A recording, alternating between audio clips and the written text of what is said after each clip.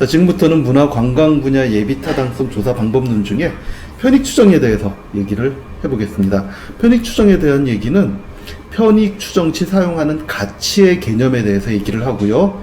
두 번째로는 편익의 범주에 대해서 얘기를 하겠습니다. 시설 특징에 따라서 어떠한 편익이 나타날 수 있는가에 대한 얘기입니다.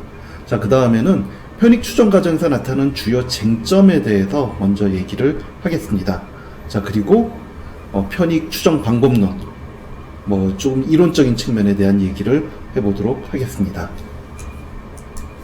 자, 먼저 편익 추정에서 사용되는 가치의 개념입니다. 편익 추정에서 사용되는 가치의 개념은 경제적인 가치입니다.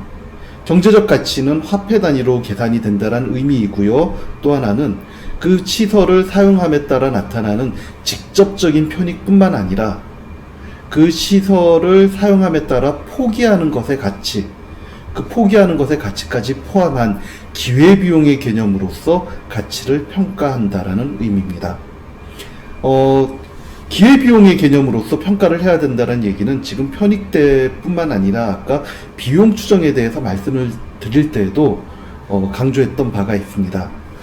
비용 편익 분석에서 모든 비용과 편익은 경제적인 측면에서, 즉 기회비용이라는 개념 하에서 평가가 된다는 것 잊지 마시기 바랍니다.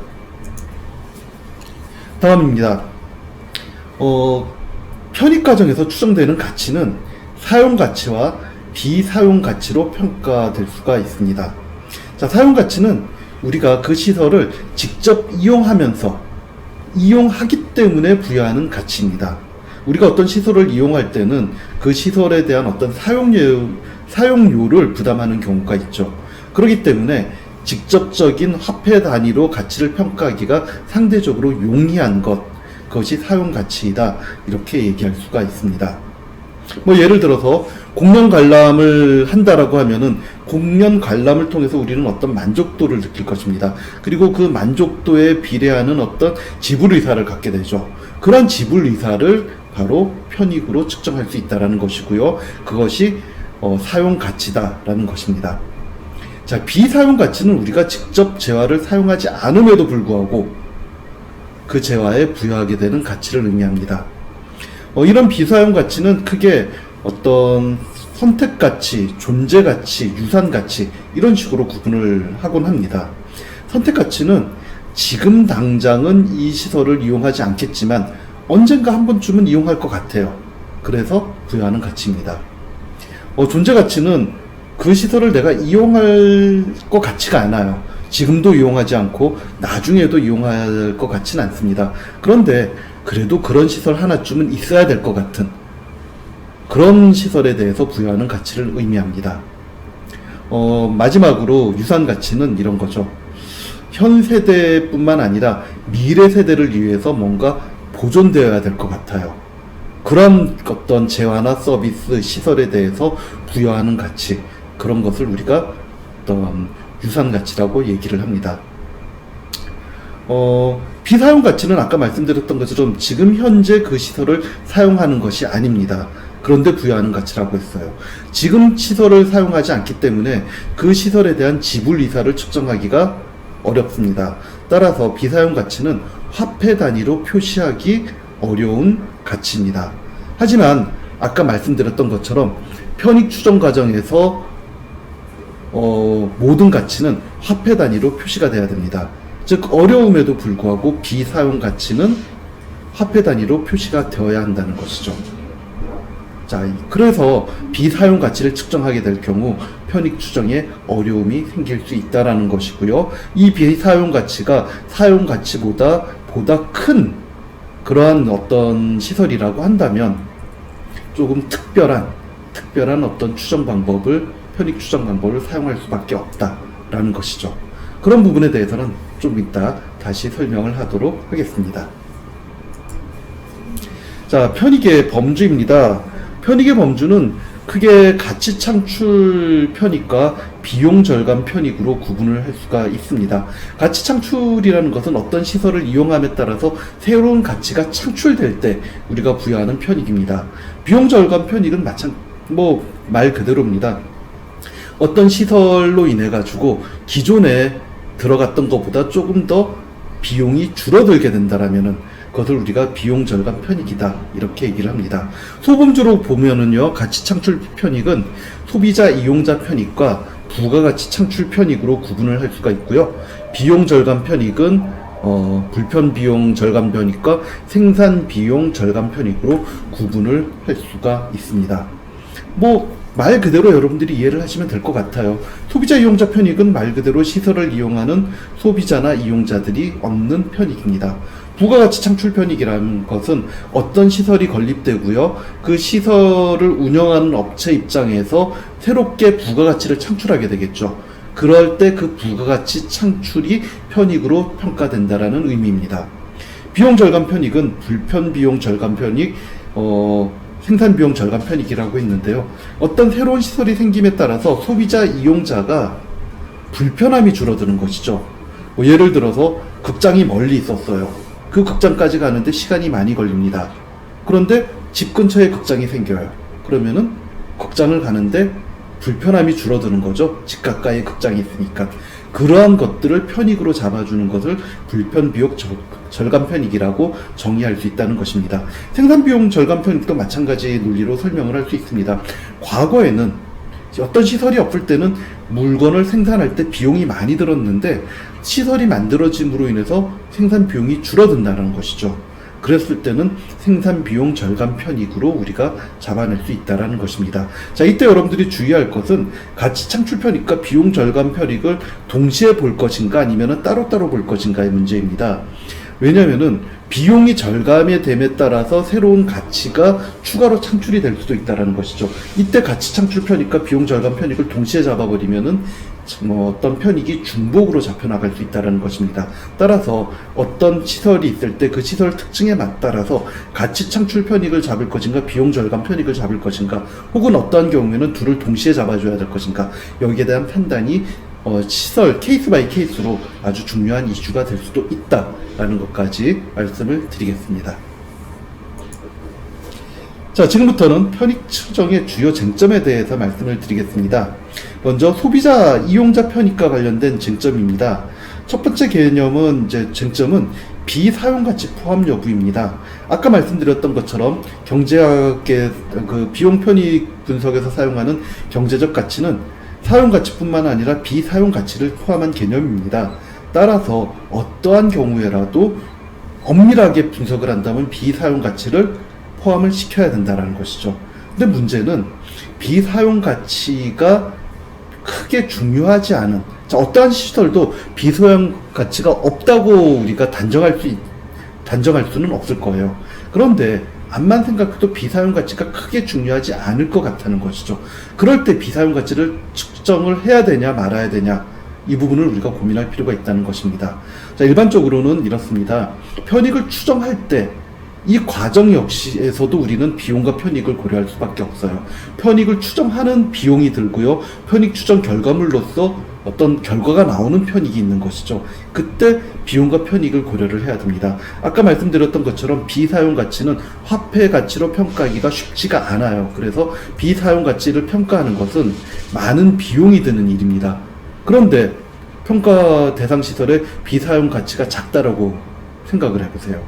그렇다면 그렇게 많은 비용, 많은 부담하에 비사용 가치를 평가하는 것이 큰 의미가 없을 수도 있다는 것이죠. 따라서 평가 대상 시설의 비사용 가치가 매주 작다라면은 비사용 가치는 고려하지 않고 엄밀성 부분에서는 다소 떨어질 수 있지만 시간 비용 측면에서 봤을 때는 사용 가치만을 놓고 평가하는 것이 더 타당할 수도 있다는 것입니다. 반면 비사용 가치가 중요한 시설이라고 한다면 당연히 비사용 가치를 포함을 해줘야 되는 것이죠. 자, 예를 들어서 이렇게 말씀드릴 수가 있습니다.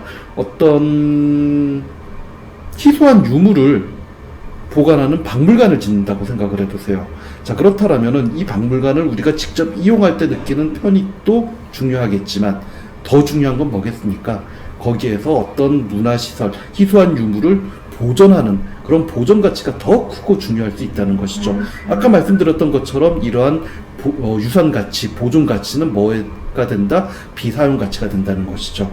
따라서 그러한 희소한 유물을 보존하는 박물관이라고 하면은 당연히 비사용 가치를 평가해야 된다는 것이죠. 하지만 체육시설을 생각을 해보세요. 체육시설은 어떤 비사용 가치가 있겠지만 비사용 가치보다는 현재가 아니죠. 그 시설을 건립했을 때 그 시설을 이용하는 사람들이 이용하면서 느끼는 사용 가치가 훨씬 클 거라는 거예요. 비사용 가치가 있지만 중요성은 상대적으로 떨어질 거라는 거죠. 따라서 체육시설이라고 한다면 사용 가치 중심으로 평가하는 것이 더 효율적일 수 있다는 것입니다. 자, 그래서 어떤 시설의 특징을 정확히 파악하고 그 시설의 특징에 따라서 비사용 가치를 포함할 것인가 말 것인가 판단을 할 필요가 있다는 것입니다. 자, 다음입니다. 소비자 이용자 편익에서 중요한 이슈 중에 하나는 객단가를 사용하는 방법과 관련된 것입니다. 자, 많은 경우 문화관광시설은 수요가 그대로 편익으로 연결된다고 했습니다. 자, 그러면은 편익 추정을 어떻게 하느냐? 추정된 수요에다가 수요 한 명당 편익 단가를 곱하는 방식으로 이제 편익을 계산하게 될 것입니다. 자, 이때 이 객단가를 뭘로 사용할 것인가의 문제인데요. 이때 객단가를 우리는 재무적 객단가와 경제적 객단가로 구분을 하곤 합니다. 재무적 객단가는 입장료, 음식료품 지출액, 그리고 숙박시설 이용료 등을 포함하는 개념입니다. 그리고 경제적 객단가는 재무적 객단가에다가 여행비용, 해당 시설을 방문하면서 내가 드리는 비용을 의미하는 것입니다. 거리 비용이 있고요. 그리고 시간 비용이 있습니다. 이러한 여행 비용을 포함하는 개념이 경제적 객단가입니다. 결국 쟁점은 뭐가 된다는 거예요? 이 재무적 객단가를 쓸 것인가, 경제적 객단가를 쓸 것인가, 이것이 바로 쟁점이 된다는 것이죠. 이와 관련해서 KDI 공공투자관리센터에서 발행한 2015년 문화관광 분야 예비타당성 조사 일반 지침은 다음과 같은 기준을 제시하고 있습니다. 시설이 있으면요, 시설에 부대 시설이 있습니다. 예를 들어 이런 것이죠. 어떤 공원에 매점이 있어요. 그리고 숙박시설이 같이 붙어 있다고 생각을 해보세요. 우리는 공원을 이용하러 가는데 공원을 이용하러 갔다가 매점도 이용하고 음료수도 사 먹고요. 식당이 있으면 밥도 사 먹게 되는 것이죠. 자, 그런 시설을 우리가 부대시설이라고 합니다.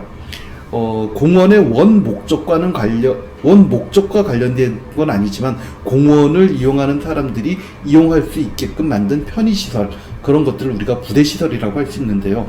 이러한 부대시설이 잠재적 수요자의 방문율에 영향을 미치느냐 미치지 않느냐를 기준으로 재무적 객단가를 쓸 것인가 경제적 객단가를 쓸 것인가를 이제 결정하게 되는 것입니다.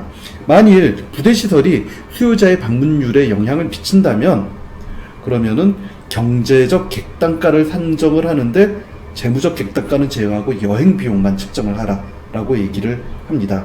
반면 부대시설이 잠재적 수요자의 방문율에 유의한 영향을 미치지 않는다라면은 재무적 객단가와 여행 비용의 합으로 경제적 객단가를 측정을 하라라고 얘기를 하고 있습니다. 왜 이런 방식을 사용하게 될 것인가? 간단하게 설명하면 이렇게 말씀드릴 수가 있습니다. 부대시설이 어떤 수요자의 방문율에 영향을 미친다라고 가정을 해보세요. 자, 그렇다면은 이 사람이 그 시설에 가는 것 자체가 본 시설을 이용하는 것뿐만 아니라 부대 시설을 이용하는 것까지 포함한다라는 것입니다. 본 시설과 부대 시설을 이용하는 것, 그것이 모두 그 시설을 방문하는 목적에 포함이 되기 때문에 그렇다면은 그 시설에 가는 비용만을 사용하라는 거죠.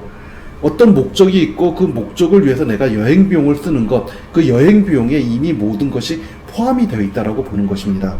반면 부대시설이 방문율에 영향을 미치지 않는다라면은 이제 여행 비용뿐만 아니라 그 시설을 방문해서 실제 쓰는 돈까지도 모두 잡아줘야 된다는 것이죠.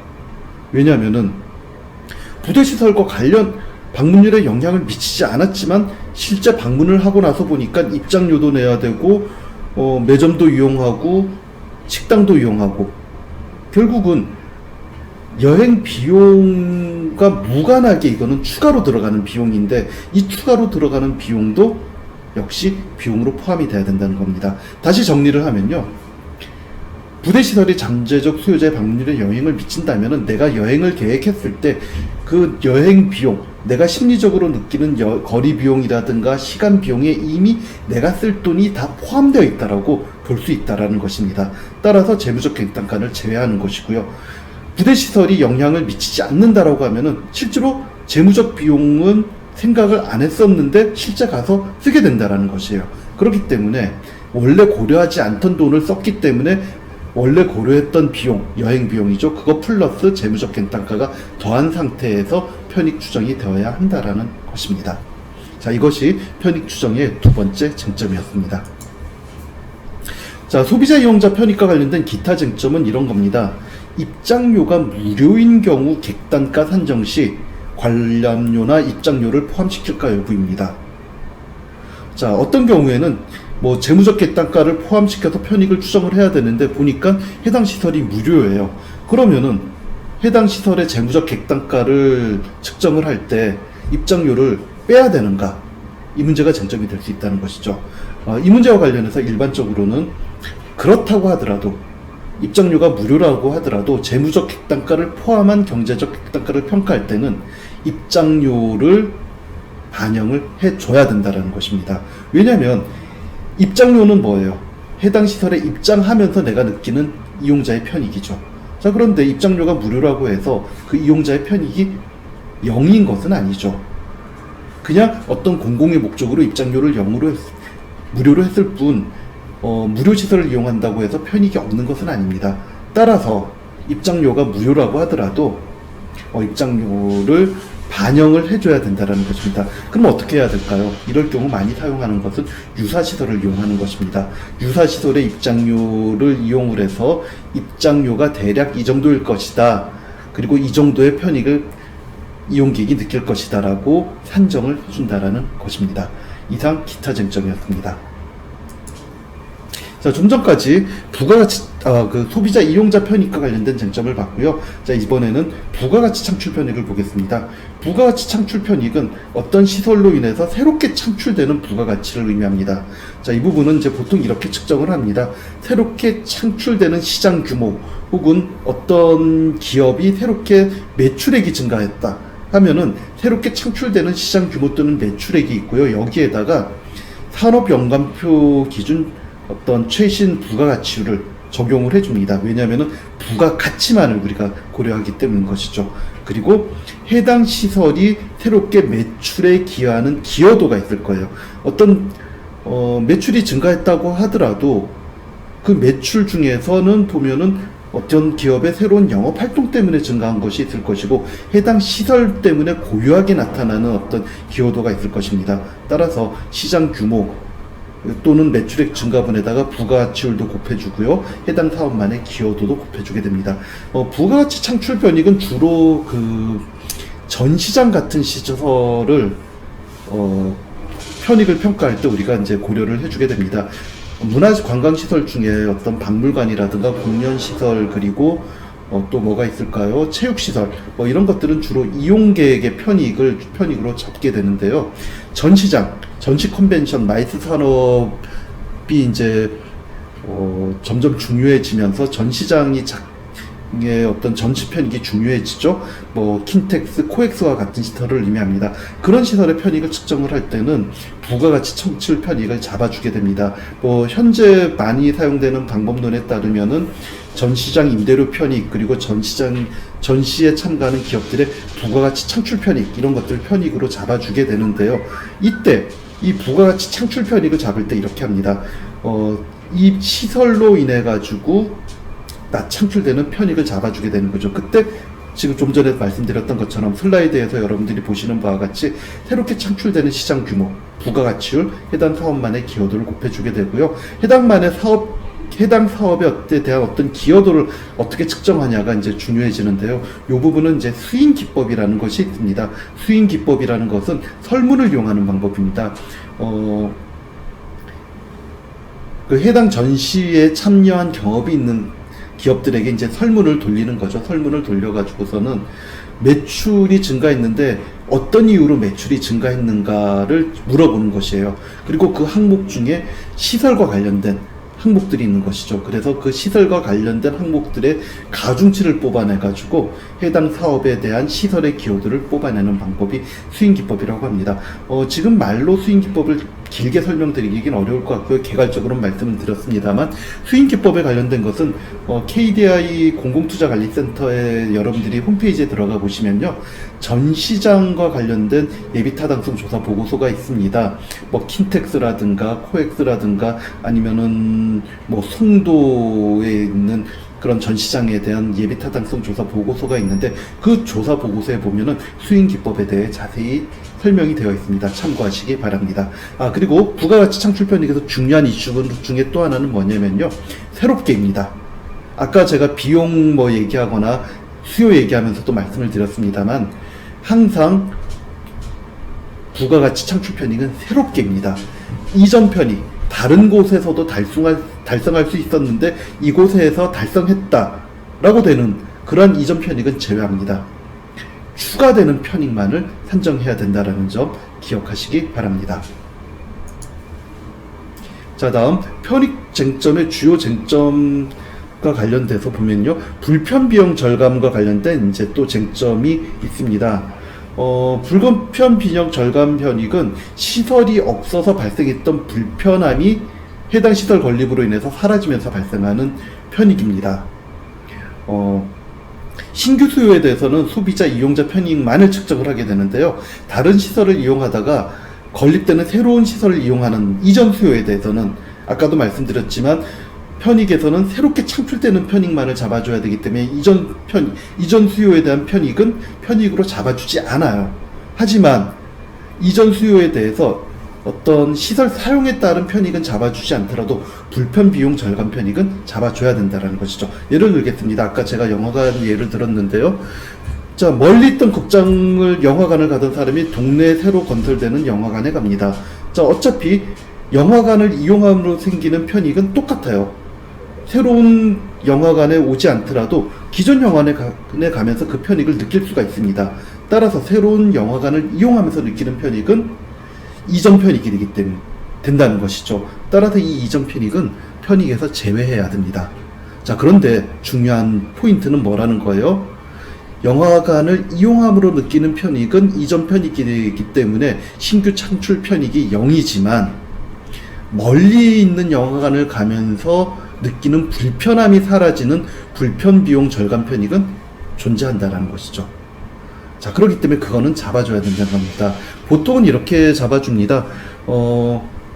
이동 시간이 측정이 가능할 거예요. 즉, 기존의 영화관에 가려면 10분이 걸렸는데 새로운 영화관은 5분이 걸린다. 그럼 5분 정도 시간이 절감이 되죠. 그 5분이란 시간을 측정을 해주는 겁니다. 그리고 그 5분과 관련된 어떤 대중교통 비용을 많이 사용을 해줍니다. 여행 비용과 관련해서 뭐 보통은 이제 시내라고 한다면 버스 비용 같은 것들을 이용을 해주겠죠. 그것과 관련해서 버스 비용이라든가 아니면 승용차 비용을 쓸 수도 있는데요. 그 비용과 관련돼서는 이제 KDI 지침에 보면은 그 문화관광 분야 예비타당성 조사와 관련된 일반 지침에 보면은 그 사례가 있습니다. 그 단가와 관련된 사례가 있어요.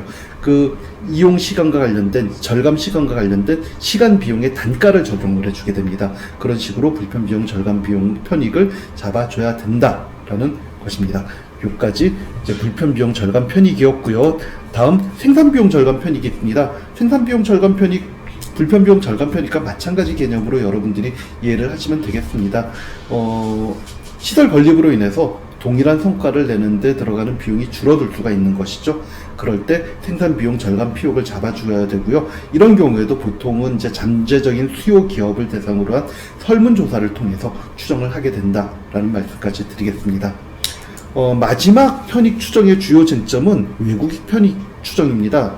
과거에는 문화 관광시설과 관련된 편익 추정을 할 때 외국인 편익은 크게 고려하지 않았습니다. 왜냐하면 대부분 시설의 이용객이 내국인, 우리 국민이었기 때문이죠. 그런데 점점 외국인의 이용이 늘어나는 추세가 있기 때문에 외국인 편익을 적정하게 산정해 줘야 될 필요성이 점점 이제 커지게 됩니다. 그러다 보니까 외국인 편익을 잡아야 되냐 말아야 되느냐 시설 특징에 따라 달라지겠죠. 외국인 편익을 잡는다라면 어떻게 잡아줘야 되는가 뭐 이런 부분에 대해서 이제 쟁점으로 이제 부각이 되기 시작했다라는 것입니다. 외국인 편익을 잡을 때는요, 이 외국인이 이제 그 시설을 사용해서 우리나라에 왔는가 아니면은 다른 목적으로 왔다가 그 시설을 사용하는가에 따라 이제 편익을 추정하는 방법이 달라지게 됩니다. 만일 해당 시설을 사용하는 것만을 목적으로 외국인이 국내에 들어왔다. 그러한 성격의 어떤 시설이다라고 하면은 외국인이 우리나라에 들어와서 숙박을 한다든가 아니면 음식을 먹는다든가 이런 것까지 모두 외국인 편익으로 잡아줘야 됩니다. 반면 다른 목적으로 왔다가 외국인이 이 시설을 우연히 사용하게 됐다라고 한다라면은 그런 숙박이라든가 식비 이런 것들, 그러니까 식비라는 것은 결국 우리나라에 사용한 거니까 우리나라 어떤 기업들, 뭐 자영업자들의 부가가치가 늘어나는 것이죠.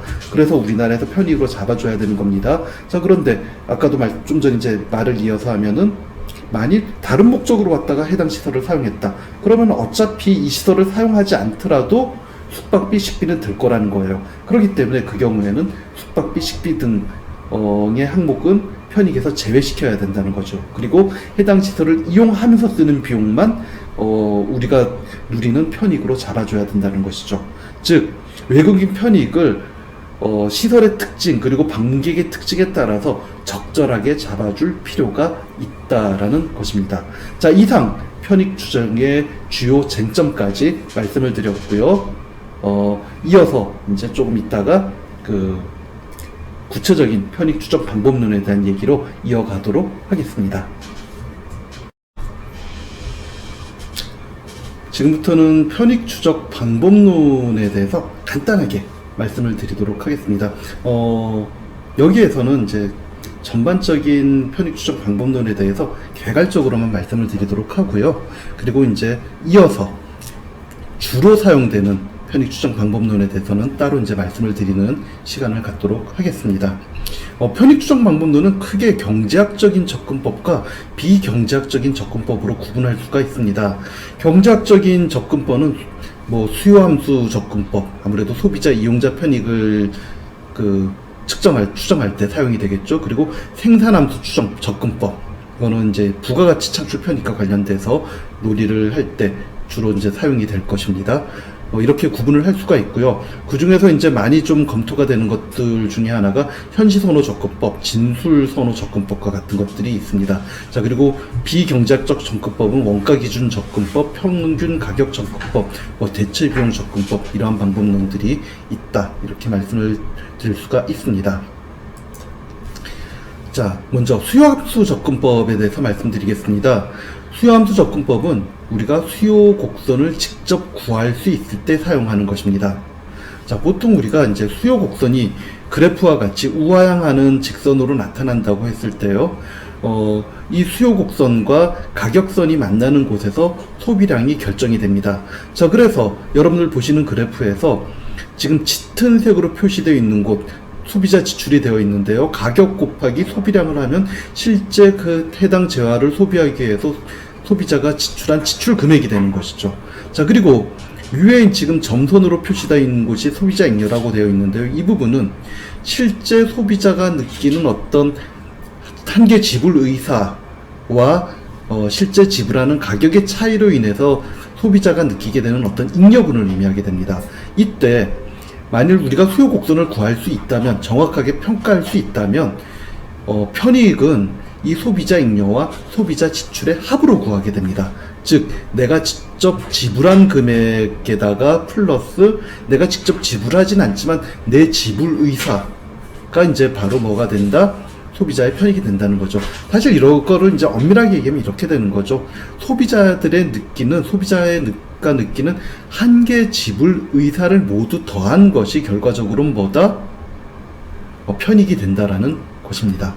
자, 우리가 수요함수를 추정할 수 있다면은 이러한 방식으로 이용자 편익을 구할 수가 있고, 이것은 가장 깔끔하고 이론적으로도 명확한 편익 추정 방법이 됩니다.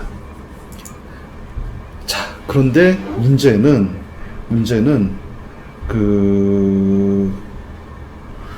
실제로 그러한 수요 곡선을 추정하는데 우리가 어려움을 느낄 수 있다라는 것입니다. 만일 이제 수요 곡선을 정확히 알 수 있다라면 어떻게 되겠습니까? 수요를 추정을 하고 그리고 해당되는 어떤 WTP에 해당되는 단가를 곱해줘서 그냥 편익을 구하면 되는 것이겠죠. 그런데 실제로 성과물의 가치를 WTP를 그렇게 시장 가격을 통해서 측정하기가 쉽지 않다라는 것이죠. 현실에서 많은 경우는. 자, 그랬을 때 우리가 사용되는 방법이 이제 현시전후 선호 접근법이라든가 아니면은 진술 선호법 이런 것이 된다는 것입니다. 자, 현시 선호법은 평가하고자 하는 성과물 자체는 시장에서 거래되지 않지만 이 성과물로 인해서 소비자들이 시장에서 거래되는 다른 어떤 시장재의 소비 행위를 바꾸는 경우 그 행위를 분석하여서 시장에서 거래되지 않는 성과물의 가치를 평가하는 방법입니다. 저 예를 들어 볼게요. 어떤 저수지가 있는데 저수지의 어떤 수질을 개선하는 사업을 진행을 했다고 가정을 해보세요. 자, 그러면은 저수지의 수질이 개선되었다. 이것의 화폐 가치가 무엇이냐? 이것의 가격이 무엇이냐? 사실 좀 애매하죠. 평가하기가 쉽지 않다라는 얘기입니다. 자, 그런데 이때 우리가 다른 것들을 생각을 해본다는 거죠. 그 저수지에 사람들이 낚시를 하러 와요. 그런데 수질이 안 좋을 때는 사람들이 굳이 이 저수지로 오지 않겠죠. 다른 데를 가겠죠. 따라서 낚시하는 사람들이 많지가 않아요. 그런데 수질이 개선되면서 사람들의 행태가 변해서 낚시꾼들이 많이 저수지를 방문하게 됩니다. 자, 그렇다면은 그 낚시꾼들이 많이 오는 것에 초점을 맞춰서 편익을 추정할 수 있다는 것입니다. 수질 개선 자체의 편익을 우리가 직접 추정할 수는 없지만 그럼 어떤 방식으로 할까요? 얼마나 많은 낚시꾼들이 더 왔는가, 그리고 그 낚시꾼들이 이 저수지로 오기 위해서 얼마나 많은 여행 비용을 쓰는가, 이런 것들을 측정을 해서 우리가 저수지 수질 개선의 어떤 편익을 측정할 수 있다는 것이죠. 즉 실제로 저수지 수질 개선이라는 것의 어떤 가격은 우리가 간축할 수 없지만 저수지 수질 개선 이후 소비자들의 어떤 행태 변화는 실제 관측이 되는 것이고요. 그 관측되는 행태 변화는 소비자들의 어떤 선호를 반영한다라고 보는 것입니다. 그런 측면에서 편익을 추정하는 방법을 우리가 현시 선호 접근법이라고 한다라는 것입니다. 자, 현시선호 분석법은 국민들이 실제로 한 행위를 분석해서 시장에서 거래되지 않는 성과물의 가치를 평가한다라는 그런 측면에서 장점이 있다, 이렇게 말씀드릴 수 있습니다. 다음 진술선호 접근법입니다. 진술선호 접근법은 어떤 사람들의 행동 변화를 관측함을 통해서 편익을 측정하는 현시선호 접근법과는 조금 다른 방법인데요. 어떤 가상적인 상황을 만들어서 사람들에게 물어보는 겁니다. 물어보고서는 사람들의 어떤 그 질문에 대한 진술의 기초에서 편익을 평가하는 방법이 되는 것이죠. 자, 당신은 여기에서 얼마만큼 편익을 느낍니까? 사람들이 대답을 하죠. 그것을 토대로 편익을 추정을 하는 방법인 겁니다. 자, 진술 선호입니다. 사람들의 어떤 진술에 기반해서 편익을 평가할 수 있으니까 어떻게 보면은 설문조사를 통해서 아주 간단하게 편익을 측정할 수 있다는 장점이 있을 수 있습니다. 근데 문제는 이런 게 있겠죠. 사람들이 진술을 할 뿐이에요. 어떤 것에 느끼는 가치에 대해서 자기가 직접 돈을 지불하는 게 아니에요. 그냥 진술을 할 뿐이기 때문에 정확하지 않게 진술을 할 가능성이 존재한다는 것이죠. 따라서 진술선호 접근법을 이용해서 편익을 추정하려고 한다면 당연히 뭘 봐야 될까요? 이 사람들의 진술이 그럴듯한가, 타당한가에 대한 평가가 선행될 필요가 있다라는 말씀까지 드리도록 하겠습니다. 자, 현시선호 접근법, 진술선호 접근법에 대해서 간단하게 말씀을 드렸는데요. 사실 현시선호 접근법, 진술선호 접근법이라고 큰 범주로 말씀을 드린 것이고요. 세부적으로는 거기에 해당되는 여러 가지 방법론이 있습니다.